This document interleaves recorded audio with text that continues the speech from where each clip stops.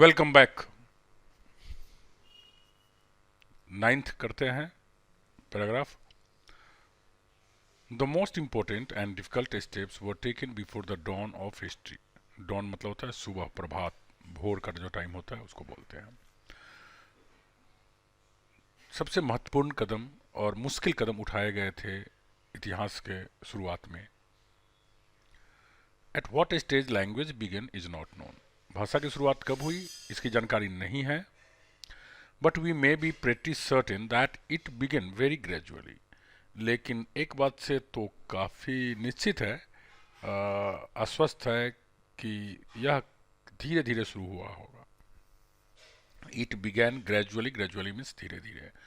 Pretty certain मतलब पूरी तरह से आश्वस्त, काफ़ी आश्वस्त। Without it would have been very difficult to hand one from generation to generation the inventions and discoveries that were gradually made. अगर भाषा की शुरुआत नहीं हुई रही होती तो यह बहुत ही मुश्किल होता कि चीज़ों को एक पीढ़ी से दूसरे पीढ़ी तक, अपने आविष्कारों को, अपने खोज को धीरे धीरे आगे बढ़ाना। तो इन्वेंशंस मतलब क्या होता है? आविष्कार मतलब दुनिया में जो चीज़ नहीं है उसको आप नया बना देते हैं तो वो होता है इन्वेंशन। और डिस्कवरीज मतलब खोज, जो चीज़ ऑलरेडी दुनिया में थी लेकिन नहीं पता था तो उसे हम खोज कहते हैं। तो जो भी इन्वेंशन, जो भी आविष्कार या जो भी खोज किए गए थे, अगर भाषा नहीं रही होती तो पीढ़ी दर पीढ़ी आगे बढ़ाना मुश्किल हुआ रहता। अनदर ग्रेट स्टेप, दूसरी जो बहुत ही बड़ी कदम उठाई गई थी, which may have come either before or after the beginning of language was the utilization of fire। एक और जो बहुत ही महान कदम थे वो या तो भाषा के शुरुआत से पहले या भाषा की शुरुआत के बाद हुए होंगे, वो है आग के उपयोग। जी हाँ, आग के उपयोग के बारे में शायद ये पता नहीं कि वो भाषा आने से पहले हुई या भाषा आने के बाद हुई, लेकिन जो भी हुई यह एक बहुत ही महान कदम था। I suppose that at first fire was chiefly used to keep away wild beasts while our ancestors slept, but the warmth must have been found agreeable. Presumably, on some occasion, a child got scolded for throwing the meat into the fire, but when it was taken out, it was found to be much better, and so the long history of cookery began. मैं मानता हूँ कि आग मुख्य रूप से पहले हमारे जो पूर्वज हुआ करते थे, जब वो सोए रहते थे तो उनको जंगली जानवरों से बचाने के लिए, जंगली जानवरों को दूर रखने के लिए उपयोग में लाया गया होगा। परंतु जब आग की गर्माहट उन्हें काफ़ी अच्छी लगी होगी, अग्रीबल लगी होगी, हो सकता है कि कभी किसी बच्चे ने उस आग में मीट का टुकड़ा, मांस का टुकड़ा फेंक दिया हो जिसके लिए उसको डांट भी पड़ी हो और बाद में वो अच्छा लगा हो, और इसी के साथ वो मांस के टुकड़े लेकर के खाया गया हो और कच्चा मांस की तुलना में वो ज़्यादा अच्छा लगा हो, और इसी के साथ खाना पकाने की इतिहास की शुरुआत हुई होगी। The taming of domestic animals, taming मतलब होता है पालतू बनाना, डोमेस्टिक मतलब पालतू जानवर। तो अभी जो पालतू जानवर है उसको जो पालतू बनाने की बात है, पालतू बनाने की जो कहानी है, specially the cow and the ship, खास करके हम बात करें तो गाय एवं भेड़ की, must have made life much pleasanter and more secure. निश्चित रूप से जब लोग गाय और भेड़ को पालतू बनाने लग गए होंगे तो इससे जीवन काफ़ी खुशनुमा और सुरक्षित निश्चित रूप से हो गई होगी। Some anthropologists have an attractive theory that the utility of domestic animals was not foreseen, but the people attempted to tame whatever animal their religion taught them to worship. कुछ मानव वैज्ञानिक जो मानव जीवन के ऊपर अध्ययन करते हैं उन्हें कहते हैं anthropologist, one who studies Mankind. ठीक है। तो कुछ मानव विज्ञानी जो हैं उनके पास एक बड़ी आकर्षक थ्योरी है। वो ये मानते हैं कि जानवरों का, जो पालतू जानवरों का पालतू बनाया जाने या उसका उपयोग किए जाने की बात है, अ, ये ऐसा नहीं कि उनके उपयोग को देख करके उन्होंने करना शुरू किया होगा, लेकिन लोग इसलिए पालतू बनाने लग गए होंगे जानवरों को। क्यों? क्योंकि उनके धर्म उन्हें किसी खास जानवर को पालतू बनाने की सलाह देती रही होगी। मतलब धर्म के अंदर उसको, उन जानवरों की पूजा करने की बात की जाती रही होगी। शायद इस वजह से लोगों ने उन्हें पालतू बनाना शुरू किया होगा। The tribes that worshipped lions and crocodiles died out, while those to whom the cow or the sheep was a sacred animal prospered. देखिए, इसमें कहते हैं कि ऐसे जनजाति, ऐसे जो आदिवासी लोग थे पहले ज़माने के, जो लाइन्स या क्रोकोडाइल्स मतलब शेर और मगरमच्छ की पूजा किया करते रहे होंगे, वो मर गए होंगे। क्यों? क्योंकि उन्हें खा गया होगा, खूंखार जानवर हुआ करते थे। जबकि ऐसे लोग जो काऊ एवं भेड़ को पवित्र मानते थे और उनकी पूजा करते थे, उनकी समृद्धि बढ़ गई होगी। तो शायद इस तरह से आज जो डोमेस्टिकेशन में देखे जाते हैं, जो पालतू जानवर में देखे जाते हैं, काऊ और भेड़ ज़्यादा देखे जाते हैं। आई लाइक दिस थ्योरी, मुझे ये थ्योरी पसंद है। And in the entire absence of evidence, जब कोई भी साक्षी हमारे पास उपलब्ध ना हो कि वास्तव में जानवरों का डोमेस्टिकेशन या जानवरों का पालतू बनाए जाने की प्रक्रिया कैसे शुरू हुई, तो ऐसी स्थिति में फॉर और against it I feel a liberty to play with it. मतलब इसके पक्ष में या विपक्ष में जब कोई साक्ष्य नहीं है, एविडेंस नहीं है, तो इसके साथ थोड़ा सा खेला तो जा ही सकता है। इसके साथ इतनी आज़ादी तो मिल ही जाती है कि थोड़े से अपने आइडियाज़ को व्यक्त किया जाए, इसके साथ प्ले करें हम। लिबर्टी मीन्स आज़ादी।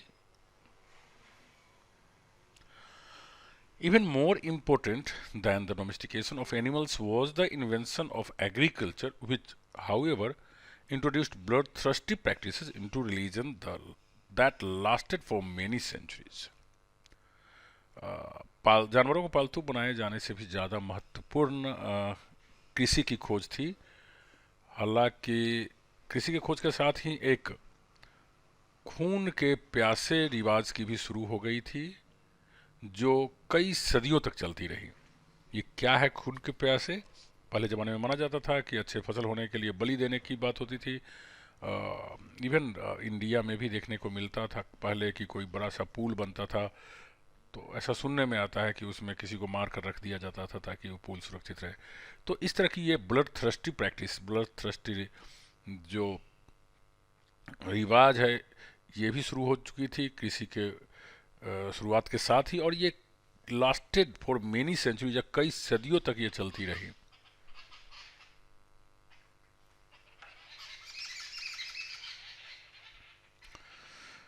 Fertility rites tend to involve human sacrifice and cannibalism. Fertility का मतलब होता है उत्पादकता, फर्टाइल लैंड होता है, उत्पादक भूमि होता है। तो फर्टिलिटी राइट्स मतलब होता है रीति रिवाज, जो कर्म कांड विधि विधान करते हैं।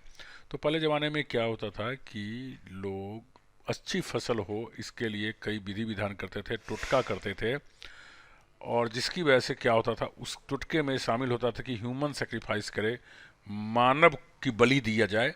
सेक्रीफाइस मतलब त्याग होता है, मानव की बलि दिया जाए। और इस तरह से कैनिबलिज्म को बढ़ावा मिलता था। कैनिबलिज्म मतलब होता है आदमखोर। क्या होता था कि मानव को बलि दिया जाता था और इस तरह से उस मानव को खा भी जाता था लोग। तो that is called cannibalism. Moloch would not help the corn to grow unless he was allowed to feast on the blood of children. ऐसा माना जाता था कि एक राक्षस है जिसका नाम था मोलोच। ये किंवदंतियां हैं। माना जाता था कि जब तक मोलोच को किसी बच्चे का खून का भोज नहीं कराया जाए, खून की बलि नहीं चढ़ाया जाए, खून ऑफर नहीं किया जाए, तब तक वो किसी फसल को नहीं होने देगा। मतलब अच्छी फसल के लिए बलि देने की आवश्यकता मानी जाती थी। A similar opinion was adopted by the evangelicals of Manchester in the early days of industrialism, when they kept 6-year-old children working 12 to 14 hours a day in conditions that caused most of them to die. इसी तरह की जिस तरह की बात हम मलोच की कर रहे हैं, इसी तरह की कुछ मैनचेस्टर, ब्रिटेन में, इंग्लैंड में जो जगह है मैनचेस्टर, वहाँ के भी मानने वाले सामुदायिक लोग जो थे, इवेंजेलिकल्स जो थे, वो भी मानते थे सिमिलर चीज़ कि जब खास करके जब औद्योगिकरण की शुरुआत नहीं हुआ था तो उस समय इसी तरह का रिवाज, मतलब कुछ काम करने से पहले बलि देने की रिवाज वहाँ ब्रिटेन में भी थी। जब दे केप्ट 6-year-old चिल्ड्रन, वो क्या करते थे कि 6 साल के मात्र बच्चे को काम पे लगा देते थे और वो 12 से 14 घंटे तक उसे काम करवाते थे, और इस स्थिति में काम करवाते थे कि उसमें से ज़्यादातर लोग मर जाते थे, ज़्यादातर बच्चे मर जाते थे। तो ये भी एक प्रकार का बलि का ही सिस्टम हो गया, थोड़ा सा डिफरेंट करके। तो इस तरह की प्रथा वहाँ भी थी उस समय। It has now been discovered that grain will grow and cotton goods can be manufactured without being watered by the blood of infants. Infants मतलब नवजात शिशु। अब यह इस बात की खोज कर ली गई है कि फसल उगती है, कॉटन के जो माल है वो बनाए जा सकते हैं फैक्ट्री में बिना किसी नवजात शिशु के खून बहाए हुए, बिना किसी नवजात शिशु के खून से सींचे हुए। मतलब क्या, अब ये बात लोगों को समझ में आ गई है कि अच्छी फसल के लिए या फैक्ट्री को चलाए रखने के लिए किसी की बलि देने की जरूरत नहीं है। In the case of grain the discovery took thousand of years. लेकिन फसलों की बात करें तो इंडस्ट्री में बलि दी जाती थी, उसको तो बड़ा आसानी से बहुत पहले ही रोक दी गई थी। लेकिन फसल के मामले में, किसानों के मामले में इस तरह की कुप्रथा, लोगों को बलि देने की कुप्रथा हजारों सालों तक चलती रही। मतलब यह बात उन लोगों को, किसान लोगों को हजारों साल लग गए समझने में कि फसल उगाने के लिए किसी की बलि देने की आवश्यकता नहीं है। In the case of cotton goods hardly a century, जबकि कॉटन, सूती जो माल बनाए जाते थे सूती कपड़ों से, उसके फैक्ट्री को इस समझने में मात्र 100 साल लगे। मतलब 100 साल तक वहाँ भी यह रिवाज चलता रहा, लेकिन 100 सालों के बाद वहाँ पे ये रिवाज बंद कर दिया गया। So perhaps there is some evidence of progress in the world. तो इस तरह से अगर हम देखें, तो अगर आप बात करें कि दुनिया ने हमारी तरक्की की है कि नहीं की है, तो हम देखते हैं कि हाँ, दुनिया ने कुछ तरक्की तो जरूर की है और इसके साक्ष्य मिलते हैं। We have evidence of progress in the world. And let's study the last stanza. The last of the great prehistoric inventions was the art of writing. इतिहास, प्रीहिस्टोरिक बोलते हैं प्राक ऐतिहासिक काल, मतलब जिस समय इतिहास शुरू नहीं हुआ था उससे पहले की बात है। तो जो सबसे महान, इतिहास की शुरुआत होने से सबसे पहले जो महान खोज की गई थी, आविष्कार किया गया था, इन्वेंशन किया गया था, वो थी लेखनी की कला की खोज, लिखने की कला की खोज। Which was indeed a prerequisite of history, जो वास्तव में इतिहास के लिए आवश्यक था। प्रीरिक्यूजिट मतलब होता है आवश्यक, जो वास्तव में, इंडीड मीन्स वास्तव में, इतिहास के लिए आवश्यक था। Writing like a speech developed gradually, जिस तरह से बोलने मतलब भाषा धीरे धीरे शुरू हुई होगी, इस तरह से लिखने की कला भी धीरे धीरे विकसित हुई होगी। And in the form of pictures design to convey a message, it was probably as old as a speech, but from picture to syllable writing and thence to the alphabet was a very slow evolution. कहते हैं कि बहुत धीरे धीरे हुई होगी और शुरुआती हुई होगी पिक्चर्स के रूप में। पिक्चर्स बना करके अपनी बातों को लोग कन्वे करते थे, एक दूसरी जगह से दूसरी जगह बातों को कहते थे। आप देखे होंगे कि बहुत सारी गुफाओं में प्राचीन काल में पिक्चर्स बनी हुई है, और पिक्चर्स के माध्यम से वो अपनी बातों को कहे हुए हैं। ठीक है, तो पहले की हो सकता है संभवतः कि शुरुआती दौर की जो भाषा रही होगी, जो लिखने की भाषा रही होगी, वो पिक्चर के हिसाब से ही रही होगी। ठीक है, और शायद उतनी ही पुरानी होगी जितने की बोलने की कला। But from Pictures two syllable, और उस तस्वीर से, पिक्चर की भाषा से लेकर अल्फ़ाबेटिक भाषा में आने पर, लिखने वाली भाषा में आने में काफ़ी टाइम लगा। और thence the alphabet was a very slow evolution, और अल्फ़ाबेट की तब से लेके अल्फ़ाबेट की जो खोज की गई, यह बहुत ही धीमी क्रांति थी। मतलब अल्फ़ाबेट की खोज करने में कई हजार साल लग गए। और in China the last step was never taken, और चाइना की बात करें तो आज भी वहाँ पिक्चर के रूप में ही लिखी जाती है, आज भी वहाँ अल्फ़ाबेट की शुरुआत नहीं हो पाई है। तो इस तरह से इट्स ब्यूटीफुल चैप्टर, और आपने पढ़ लिया कि किस तरह से वो कौन से आइडियाज़ थे जिसने मानव जाति को हेल्प किया आगे बढ़ने में। और इसमें से कई मुख्य आइडियाज़ थे, जिसमें से मुख्य दो आइडियाज़ की बात की गई है, एक टेक्निकल डेवलपमेंट और दूसरा मोरल एंड पॉलिटिकल डेवलपमेंट। ठीक है, और मानव जाति अब तक यहाँ पे कैसे पहुँचा। शुरुआती दौर में इस चैप्टर में बहुत सारे क्वेश्चंस रेज किए हैं लेखक ने, और फिर उन सारे क्वेश्चंस का आंसर्स लेखक ने खुद दिए हैं, और बहुत ब्यूटीफुली चीज़ों को समझाया गया है। I hope you must have enjoyed it. Thank you very much. See you in the next chapter.